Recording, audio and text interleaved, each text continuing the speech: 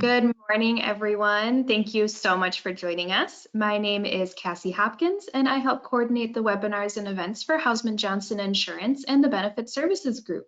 I would like to welcome you to today's webinar, Return to Work, a Tool for Managing Workers' Compensation Costs. Just a couple housekeeping items for us to go over for this webinar. This webinar is interactive and will feature a question and answer session. You can type a question in during the webinar and Diana or Peg will address it during that portion of the presentation. After the webinar is over, there will be a short survey we are hoping you can fill out for us to give us some feedback on the webinar and webinar topics you're interested in learning more about in the future. This webinar is recorded and will be available for the webinar archive section of our website for you to access at any time. Each attendee will also receive a follow-up email with a link to the recording, as well as a PDF copy of the presentation slides.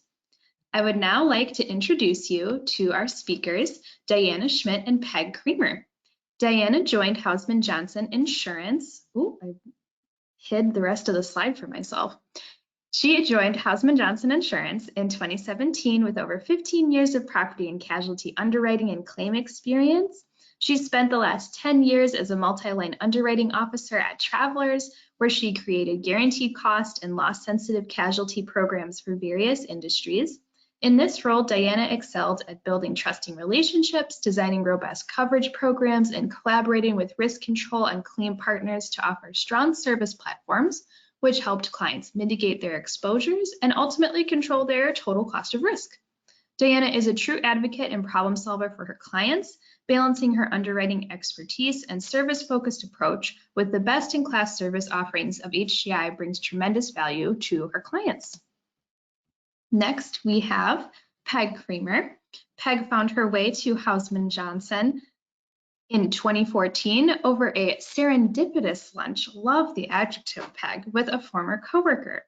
She uses her 40+ years of experience in the claims field to be a champion for clients when they are faced with difficult situations. Peg's word is solid. She is tenacious and will go through great lengths to problem solve and provide the right answers. Welcome to you both, and thank you so much for joining us. Thank you so much, Cassie. This is Diana Schmidt. I'm really excited to be here today. Peg is fantastic, so you're going to love a lot of this content.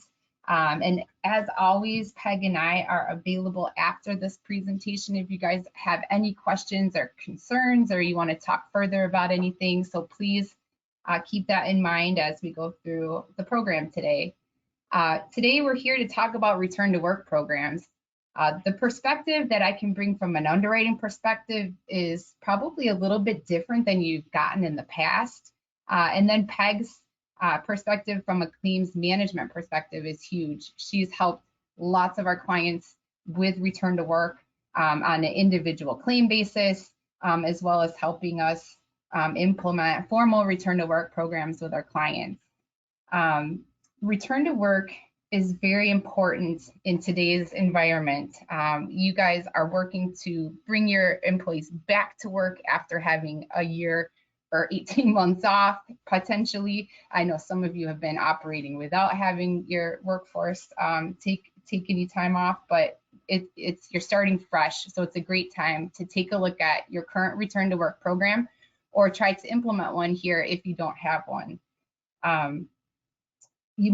You might hear this called other things. So other words, post-injury management, transitional duty programs, they all essentially lead back to bringing an injured worker back to work after an injury. It's an emotional time for employees.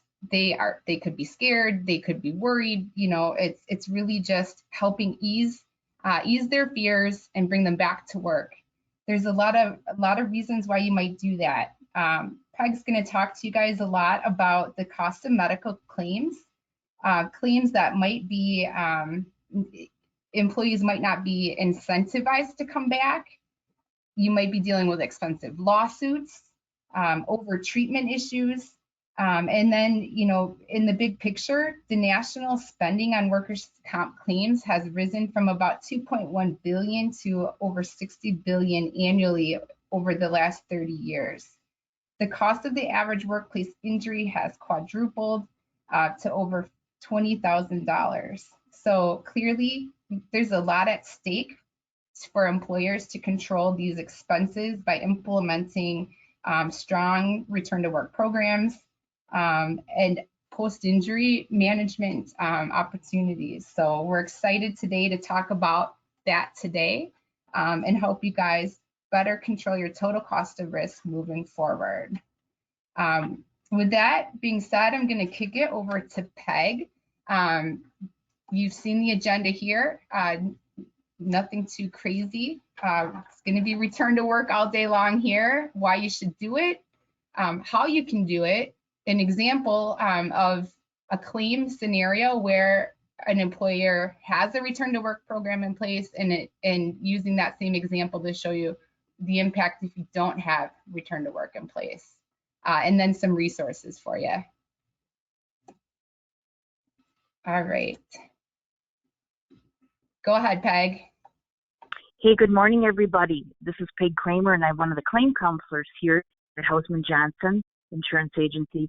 And talking about returning to work, I just returned to the office after 15 months. I actually had to comb my hair and put on makeup so I wouldn't scare everybody. And so I actually had a successful return to work after 15 months yesterday. Well, good morning, everybody. And we're going to talk about getting people back to work, which is the number one item that you as an employer can help yourself in keeping your premiums down and keeping productivity at where you work. So we have people that get injured, sadly. That's why you have workers' compensation.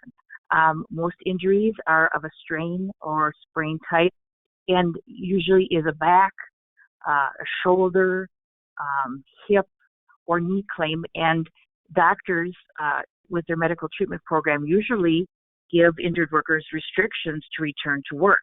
Now, we want to concentrate on the terms return to work. So what that means to you to keep productivity going, to keep morale up, and to value that injured worker, you as an employer should try to create temporary work to accommodate restrictions that we know are going to be given by the treating practitioner on these sprains and strain type injuries. The temporary work must be meaningful employment. It can't be anything degrading. It certainly doesn't have to be back to the job that they were doing pre-injury, but you have to work with the doctor and the restrictions that they give. And the doctors, when they give restrictions, it's usually on lifting, bending, reaching, pulling, climbing.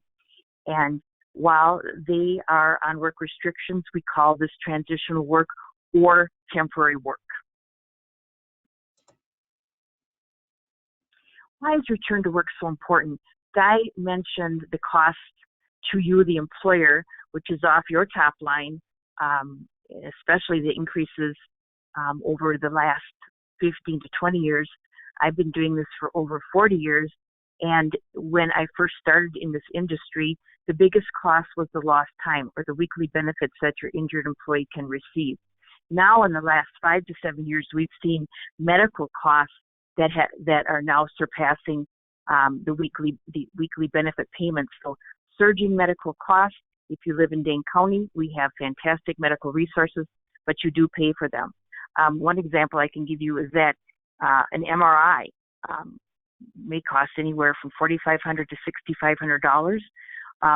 The insurance carriers have subscribed to preferred provider discounts, and so they try to pass those on to you as the client, and that can reduce an MRI to $1,800. So our medical costs are surging, and during this time of COVID, and where unemployment can be high, we are seeing a lot more questionable claims.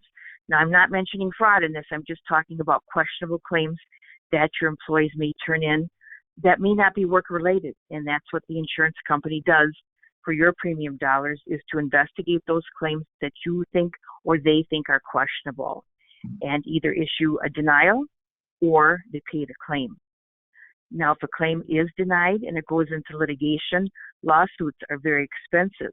And although those medical expenses are paid by your insurance carrier, the longer a workers' compensation claim stays open, the more costly it is to you, as it affects your premium rates for not your current policy, but over the next 3 years. And then overtreatment. We see many injured workers that may be treating with a chiropractor and medical doctor, and we really prefer to see that the treatment is only with one practitioner. Also, maybe treatment is extended without results, such as physical therapy or occupational therapy. And we work with the insurance company to make sure that claims are concluded when they should be. All treatment to your employee must be reasonable and necessary.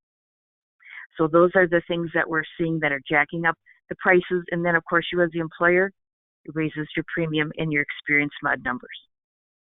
You know what, Peg, one more thing I didn't add to the slide, but I wanted to add here is from an underwriting perspective, return to work is one of the very first questions I would ask an agent when I was an underwriter. Does this client have a return to work program? And if they said yes, that's the first step, right? That's great. The second question then is it a formal program? So as we continue down this path today, think about, do you have a program? Yes or no? Is it formalized? Which really means, is it set, right? You're not waiting until an accident happens, somebody's injured to go, oh, well, maybe what could we have them do?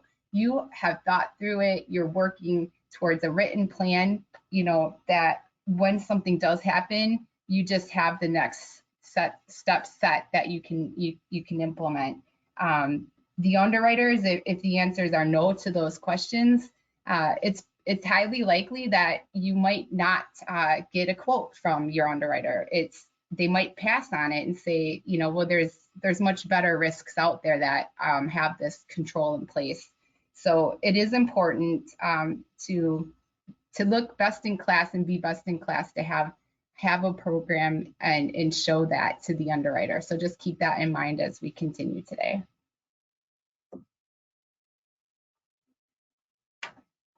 So facts that you need to know as an employer. Return to work cost reductions will have a direct impact on your premium rate over the next 3 years. Not the current term, but the next, it is the next 3 years, pardon me. So duration of time off of work does matter. The longer that your employee is off of work, if you don't have a return to work program, and weekly benefits called indemnity benefits are paid to your injured worker, those you don't get any discounts on those claims when they're reported to the regulatory agency. So if we can implement a return to work where you have jobs, temporary jobs or tasks available for your injured workers to do, and you can keep them from staying at home, that will lessen the increases in your premium dollar. The return to work program also reduces medical costs. If, remember, the doctors are charged with examining these people and getting them back to work, and they need incentives too. We see over 80% of physicians that are aware, if you have a return to work program, are more than likely to work with you and get those people back to work, and their job is considered actually their therapy. So having a return to work program reduces lost time from work, medical costs, and also legal costs as well if a denied claim is in litigation.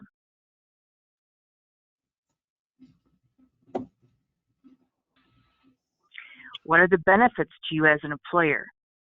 So having a return to work program improves the working environment for full recovery by providing productive, gainful employment. Now remember, if your injured employee is given work restrictions, they don't have to be on the same shift. They can be separate shifts, or you can break a shift If the doctor gives them full hours to work, maybe it's 4 hours in the morning, a break, and then 4 hours in the afternoon. It also does not have to be at the location they're injured. If you have other locations that need help, you certainly can ask them to do that. So it really isn't cut and dry. There are a lot of things that you as the employer can do, but remember, it has to be gainful employment and not anything that is demeaning or derogatory. So by having a pre-injury game plan, you're going to save money off the bat, and hopefully production won't be decreased, but you'll have an injured worker back to work in doing gainful employment. A return to work program also reduces the severity of lost time injuries by decreasing the time off of work. The longer a person is off of work, the less likely it is that they will return to work. I've seen this over, my time working workers' compensation claims. If somebody is off of work 6 months, getting them back to work is probably going to be 0. So the clock is ticking immediately if they are given time off of work and you're not able to get them back by having a return to work program. Also, return to work provides timely and appropriate medical care through a network of selected providers to help control expenses and monitor treatment. And I talked about that briefly in a few slides ago. I would say that I have seen up to a 40% discount on a hospital bill when insurance carriers, and all of them now do subscribe to preferred provider programs to pass those discounts on to you, the employer. It also, return to work program expectations are set, and so it does avoid legal complications by showing that you, the employer, care enough about your employee to get them back to work as soon as possible, get them back in a regular routine, and are showing concern and care about them. It also speeds the employee's return to productive activities. I think, even if you're, working next to a guy that you've hated for 20 years, that still is your routine. That's what that's your schedule. And people are creatures of habit. So we don't want you to lose production when you do have an injured worker. And by setting up a return to work program, expectations, as I said, are set and tasks are identified. This also shifts the focus from having a disabled employee to an employee that is able to do work. And we want to concentrate on what they can do and not what they can't do. This increases the employee's self-esteem, provides a sense of job security, and demonstrates that employees' contributions are valued. I worked in the field for many years before I worked in claims management and now at the agency. And it may sound really childish, but the one thing I heard from injured workers, and I met with hundreds of people in their homes, the one thing that came out of their mouth is, I haven't heard from my employer, and I don't think they care. And that was very hurtful to them. And, if someone is physically hurt and then mentally hurt, how long do you think it's going to get them back to work? You need to reach out to these people and talk with them and show the value that you have in them by creating a return to work program. So by doing this, it demonstrates that your employees' contributions are valued and important. And once again, as I said, it allows your injured employees to maintain contact with you, with management, and their colleagues. And also, by being active at work, it does speed the employee's medical recovery. And so we often do see earlier discharge from care versus care that can go on, as I talked about previously. Peg, that what I like about what you're saying here is that it's really about showing employees that you care. And this might be the first time they've ever had a work comp injury. They don't know. They don't know what to expect or how it's going to proceed. So having a well-defined, laid out plan, a map or road, a map back right to work to show them that you're in a safe place. We want you to come back. We want you to heal. We're going to help you and accommodate your restrictions so that you can get back to work. Your colleagues miss you. We need you. You're part of the team. That makes people feel good. It makes people want to get better. And that, in essence, really does speed up the healing process. And they are, less likely to then want to stay home. They're less likely to want to sue you, right, for benefits. And like you said, they're not comfortable, right? It can be comfortable to sit on the couch for a while. I admit it. I do love to watch TV, but if I know that my employer misses me, they're calling to check in. My colleagues might be reaching out. My manager cares. They're gonna want to come back. Is the big picture. So a lot of feel good stuff, but the feel good stuff is what's going to end up saving money down the road. You're right. You're right, Di. That's right.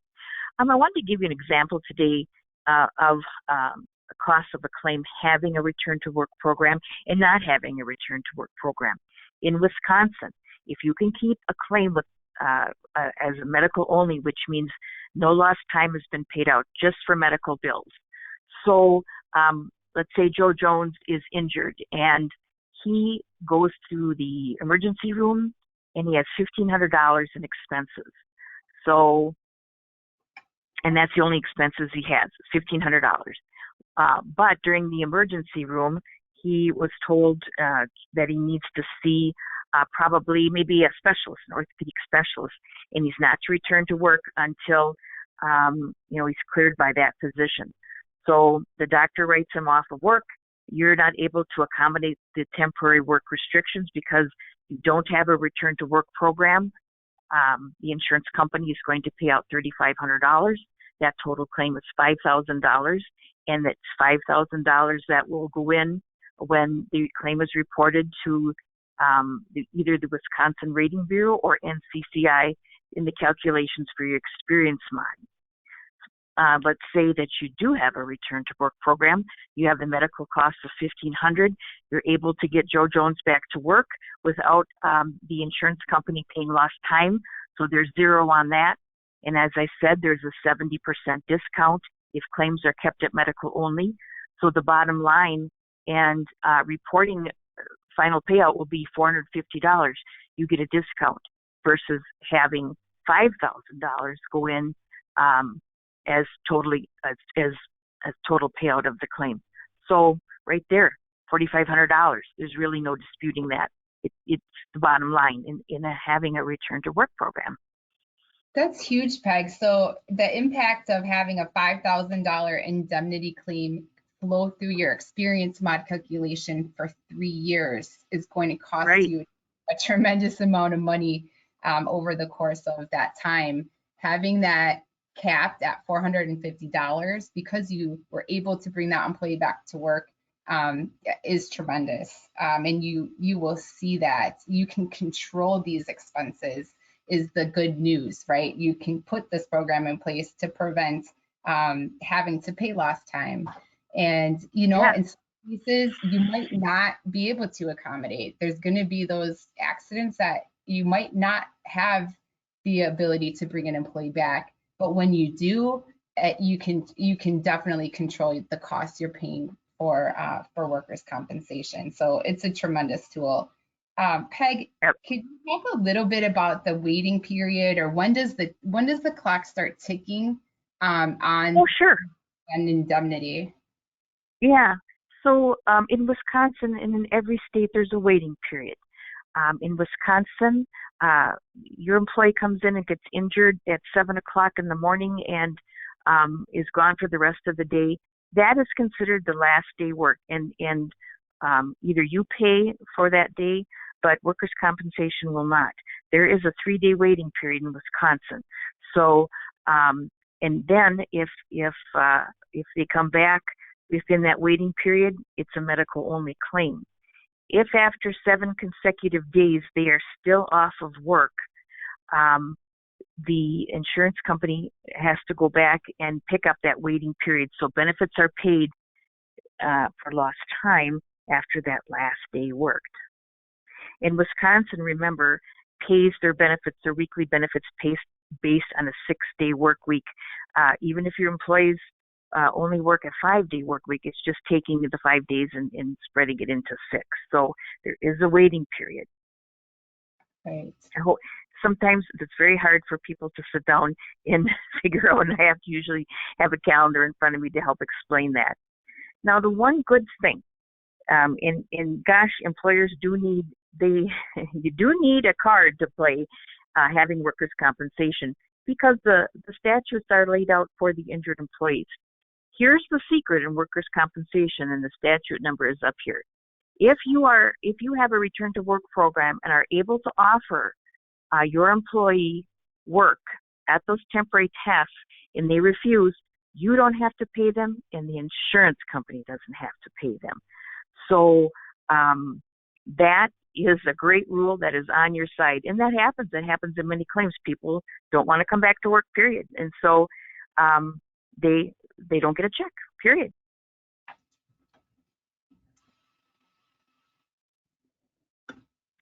So let's take a step back and figure out how to establish a return to work program. I think the first thing is you have to have the buy-in from the top on down. This has to become part of your culture. This has to be included in your employee handbook and reviewed with new employees. And, I consider it, putting it in your employee handbook. This is who you report to. This is where the bathroom is. This is where, you put your coat. And guess what? If you're injured, we have work available for you that we will let your doctor know about. We have a return to work program. And really, this has made a difference in some of the hiring. There are people out there that make a living of having workers' compensation claims every couple of years, or from employer to employer. So it's neat that you can have this written in your handbook and you can discuss them with them on day one. You also want to not only talk with this about your new hires, but also your regular employees. Make sure even the people that have been there 5, 10, 20 years know that there is work for them when they're injured and what is expected of them. As I said, put it in your employee handbook. They have to sign it and say they understood and reviewed the information. Also, you as the employer need to encourage, and I'm going to repeat this, encourage prompt reporting of injuries when they happen, to be able to respond quickly. We ask our good clients, please report your injuries directly to your insurance carrier within 24 hours. That way people can't doctor shop. Some people end up in the emergency room and are tested for other things. We've seen emergency room bills for $26,000, $27,000, $28,000. Do you think that the insurance carrier is going to pay all of that without an explanation? So the sooner your insurance company can get in and investigate, and believe me, you pay dear and good money for your premiums, let them do their job, but they can't do it if they don't know about it. In Wisconsin, there's 14 days that your insurance company has to make an on-time payment to that injured worker. Otherwise, you can be fined for late reporting, or they can be fined as well. I think it's very important to appoint one person as a claims coordinator, or whatever label you choose to give them, so that they are trained to contact appropriate parties when an injury does occur. They need to know who they're dealing with at the insurance company. Maybe your insurance carrier has a claim adjuster assigned just to your account. It's wonderful if a rapport can be built between that person and your claims coordinator to make this run very smoothly. You also need to keep supervisors informed and aware of their expectations on how to help with job modifications for recovering employees, because it can reduce your expenses, and that's a proven fact. You also want to identify preferred and network providers in your area, as many employers will connect with the clinic on all workers' compensation injuries. But remember, your injured worker has two choices. But it is all right if you want to send initial injured employees for immediate care to a certain clinic that is in your area. And they may know about your business and may have come and actually toured your business, so they know exactly what you do. And once again, you'll want to, the medical providers that you've kind of partnered with, you want them to know your return to work policy. And I think we'll talk about this a little later, about taking actual paperwork to the medical providers when an injury occurs, so that they are aware of this policy as well. The early reporting, Peg, as you said, it's so important because it really sets the tone for the whole treatment plan. Some insurance carriers have triage opportunities where they might be able to better educate the employee on the proper course of treatment. Maybe maybe they just went to their own, their own personal doctor when they should have gone to some type of specialist, or getting them enough information to make a better educated decision early on it can definitely save time, it can save money, and it can help them heal quicker if they get the proper care. I know a lot of times on really severe losses, the workers' comp carriers have nurse case managers that are going to help to coordinate appointments. They're going to help get appointments set quicker. It's tough sometimes, especially in a time like today with the pandemic. Availability of doctors is sometimes questionable. So the quicker we can get those appointments set and that employee on the right track to get the proper course and scope of treatment is going to be huge. And it's going to save you money at the end of the day, because that treatment will happen quicker. It'll be more appropriate. And again, that employee is going to stay engaged and hopefully be feeling better about what's happening, and less likely to get upset, less likely to, hire an attorney, and so forth. So the quicker you can engage the carrier and the adjusters, the better, in my opinion. And that's what I saw as an underwriter. The companies that had this policy, they understood the resources available to them before a claim happened, the better the outcomes were. Right. The two biggest cost-effective tools for you as the employer are reporting of claims promptly and having a return to work program. So let's talk about the actual job tasks, or if you have injured workers, now what happens? So to prevent having the insurance company to pay weekly benefits, it gives you the opportunity to evaluate tasks or skills or jobs for temporary light duty that is going to be assigned by a doctor after an injury. And, I guess look at it this way. If you had the opportunity to have 3 people that could float among your business, or just one person that could float among your business, what are the things that you would have them do for the day? Could they clean? Could they scrub? Could they paint? Could they shred papers? Could they answer phones? Depending on the capacity and capabilities of the injured worker, you really have to think globally about this, about what could an injured worker do on a temporary basis and still be productive to you. Now, you can't think about that all alone if you're the person as the claim coordinator, so you're going to have to enlist help from other departments to provide input and ideas.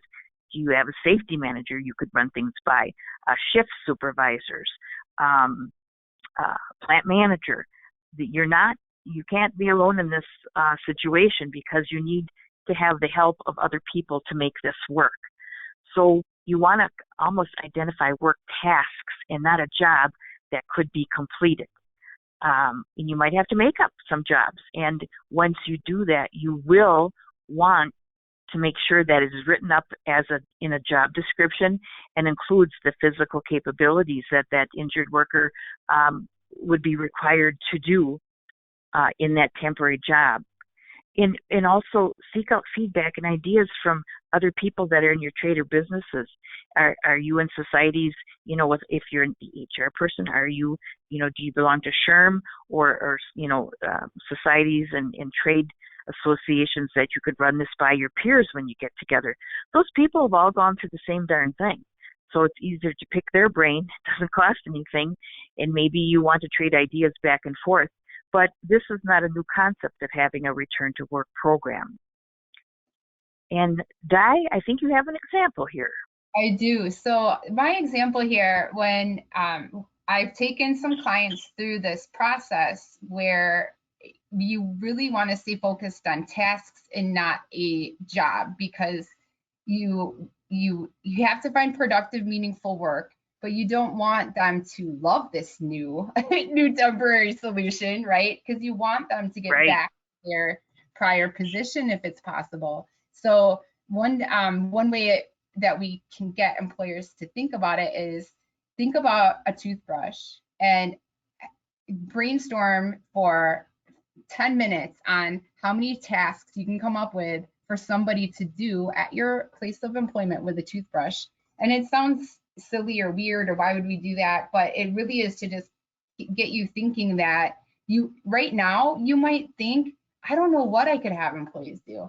I don't have any short-term jobs or tasks, but you really do. If you think about it, if you think even just, hey, I'm going to give this person a toothbrush and what can I have them do? You can find some tasks. So it's possible. It might seem impossible right now, but it isn't. And that thought process is just a way to get you thinking differently about tasks instead of a job. You want them to be able to do something and feel productive, but not loving this new world that they're in. They might think, well, this is way easier than what I used to do. And that's not what this is intended for. So think tasks, think shifts, think what can they do, second shift, third shift, what can they do, different departments even, intermix. The possibilities really are out there. There's a lot of resources too, Peg. So go ahead. Mm-hmm. Yeah, I was just gonna say, you mentioned resources already. Talk to, your trade groups, other business partners you have out there. But there's a lot of other resources available too. The agency has a lot of experience, right? Call your agent, call Peg, call Rick Barton at Houseman Johnson Insurance, right? They've gone through this with other clients. They've seen a lot of programs. They can take a look at your current program if you have one and say, hey, why don't we refresh it? This might be a good opportunity for you to take a look at strengthening, the top-down support and rolling out a communication strategy to make sure that your employees understand that your expectations are they're going to come back to work and so forth. Sure. Peg, yeah. You can take it from here. You've got a lot of good thoughts on the rest of these. Sure. We're going to take a little different turn too in the next couple of slides. So definitely, our loss control department would love to help you, start and maintain a return to work program. Also, the majority of insurance carriers have a return to work program that they can tailor to fit your needs. I'm sure if you haven't discussed it, talk with your agent and your insurance carrier and ask them about helping you implement a return to work program. Also, if you don't have work on site for injured employees, consider sending them to a nonprofit or volunteer opportunities for alternative work sources in the community. Now, we have this that's quite active at this time. All the insurance carriers that we work with, and there are about a dozen or so, if you can't find work for them at your place of employment, and yet we know we need to get, history tells us we need to get those employees off the couch and back to work, they will find a temporary job at a nonprofit agency, or I'm talking Goodwill, St. Vinny's, a local church, and you would continue their salary, but they would be working full-time or as many hours as can be scheduled. At least they would be out and about working at a nonprofit center. Now, as I said, this can be coordinated through your claims adjuster, who usually transfers this to their transitional return to work coordinator. And this certainly is an excellent backup plan in case you run out of temporary work for your injured worker. Maybe you have a couple weeks of work available, but not after that.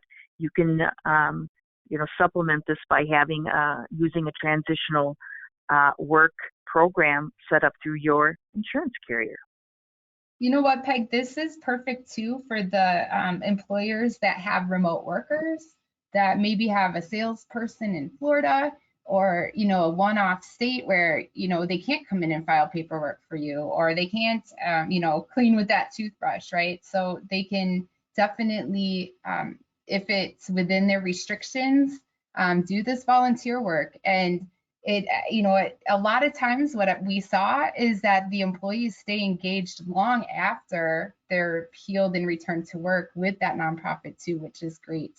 And if your organization has an opportunity, you already support a nonprofit or a charity, it's the perfect way to give back even more by having your employees, your injured workers, spend some time over there while they're healing. So you can support a lot of your goals and initiatives that way as well.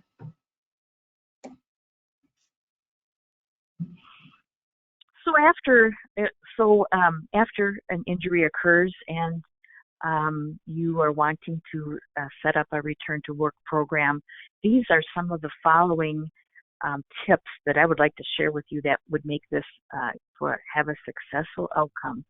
You want to arrange for prompt medical attention to treat employees for emergency and ongoing medical care.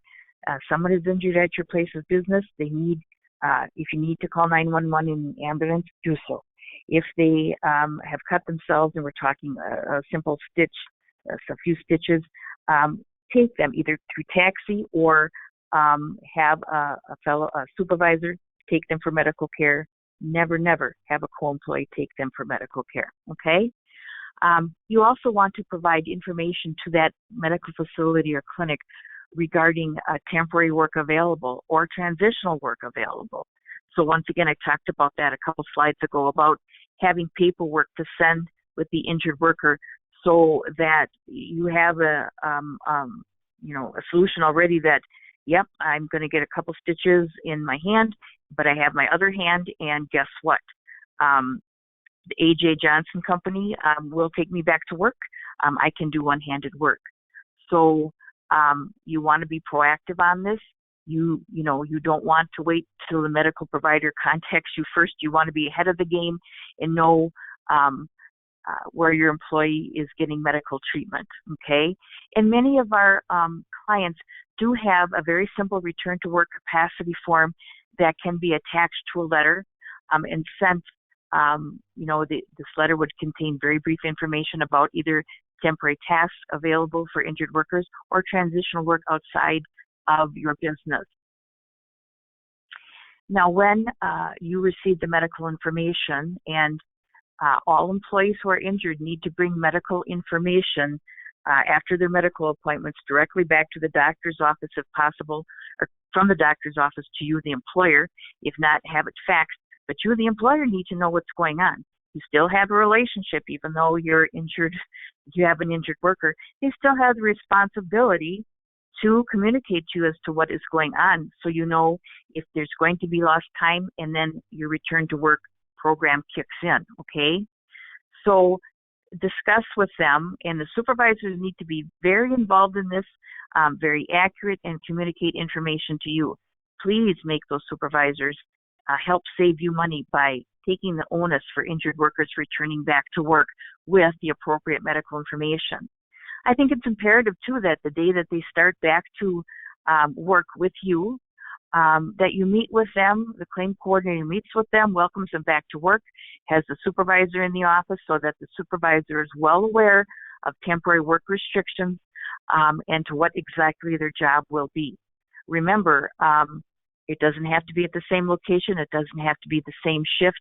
We're talking about temporary tasks for your employee to do that would be approved by their treating physician. You also want to stay in touch with them while your employee is back doing a different job.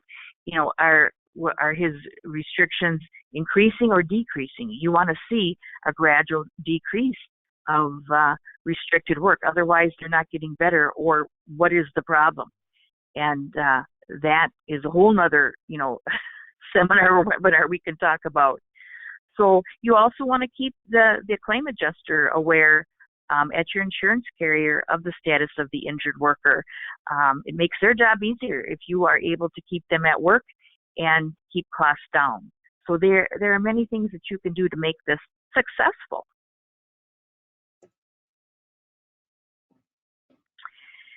And I want to tell you, you're not alone in this. This might seem like a monumental task. It really isn't if you have the right resources. We have 5 people in loss control and in claims to help you through this process. And our job here at Hausman Johnson is to advocate for you, our client, or even if you're a prospective client, we'd love to talk with you. We work with, we have about 12 to 15 companies that we work with. And so we know these people. We have developed a solid rapport with the claim adjusters and managers and people that, author these transitional outside of work programs. So we're able, hopefully, to get this up and running as quickly as possible. We also partner with our with our human resource professionals who are often involved in our claims to listen and troubleshoot to the items that we have discussed or any questions, that you have. So we really want to help you with the struggles that you are facing, what's keeping you up at night, and hopefully workers' comp isn't one of them, or getting injured people back to work. And so there is help available. There is hope. Be smart and seek other resources, and don't stew about these issues. We're happy to discuss this with you at any time. So I think, Di, you might have some concluding comments. Otherwise, we want to hear some questions from our attendees. Yeah, like Peg said, we're here and available to you. Use resources. Most of the carriers do have return to work programs that they are more than happy to help tell you about if it makes sense for you. We have resources at the agency, and everybody has an incentive to try to control the total cost of claims. The insurance company does, especially if they're writing a guaranteed cost program, which most likely that's the most common type of program. They set the premium before the policy period starts, and they pay the claims no matter how many you have and no matter how severe they are. So they are highly incentivized to help you implement a program like this to keep your total claims low and the severity lower. If you guys happen to be self-insured or you have a retention per claim, maybe you take some risk. You have a program where you might pay the first $50,000 of every work comp claim, then you're highly incentivized to try to control these costs and implement this program. I would say, once you get something in place and you use this program, it's a good time to take a reflection back on it and say, how did it go? What could we do differently? It's a continuous process, and we're here to help you with it. So please let us know. I just wanted to interject. One of the most important pieces that I failed to tell our audience is that when you do have work available, you need to let your injured employee know, either by letter, registered letter, certified letter, a phone call, or text or email. 4 things. Keep it very clean and sterile. You should a letter giving them instruction on the date to arrive, the hours that they'll be working, the place they will be working, the rate of pay, and then finally, these tasks have been approved by your treating practitioner to do, so that there can be no misunderstanding or miscommunication about coming back to work on temporary duty. Sorry, that's important, and I wanted to conclude with that. I apologize. Nope, that's okay. Thanks for putting that in there, because it is important, right? We talked about the Wisconsin statute that says, hey, if they reject this, right, you don't have to pay, the carrier doesn't have to pay, but you're right, they do have to be properly notified. So making sure that you follow those steps is an important piece of the pie here. So, and with that, I'm open to questions, concerns, thoughts.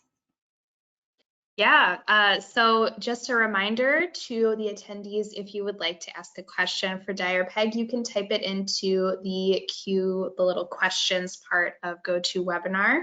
So we did have a question come in, and this one is for Peg. What if the insurance company has denied the employee's claim, but the employee has been given work restrictions? Should the employer bring them back to work? Yes or no? That is a great question, and I hear that all the time. Our clients usually do the following. And that happens. It happens more than not. Many of our accounts will bring that person back to work. If the claim has been denied, then they may go on other benefits, short-term disability. But many of them want that person back to work, so they will continue to honor those work restrictions. Okay. Otherwise, that does put the onus on you, what you do with this employee. Because once a claim has been denied by an insurance carrier, they're out of it, unless an application for hearing is filed. So many of our employees, try to work with that treating practitioner and get that person off restrictions and back to work. And I think that's important too. You want to make sure you do accommodate, even if it isn't deemed legally a work comp claim, because you don't want to bring this injured worker back. It doesn't change that they're injured, right? So you bring this person back, you want to accommodate so that they can reach healing and get back to their job without getting injured again, because that's the last thing you want to do, is have a second work comp claim because they were injured, after you brought them back and they were doing things that they couldn't, their doctor said they couldn't do. Yeah, thanks, Di. That's right. Great answers, guys. I think that was a very good way to answer that question. I think that there's a lot that can go wrong or right throughout the claims process, as Peg is all too aware. I'm still waiting to see if any other questions are coming in. It looks like no one else may have anything, but I'll just stick around here just for a moment to see.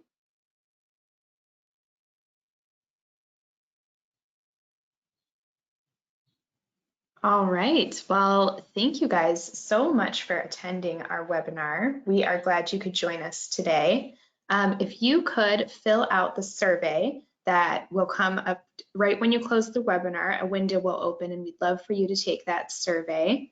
Our next webinar is actually going to take place next week on June 24th, and we are going to be discussing how you can lower your risk as material prices continue to escalate. I'm sure you've heard about supply chains and material costs and all sorts of things, and so we've gathered a panel to discuss that next week on June 24th, if you'd like to join us.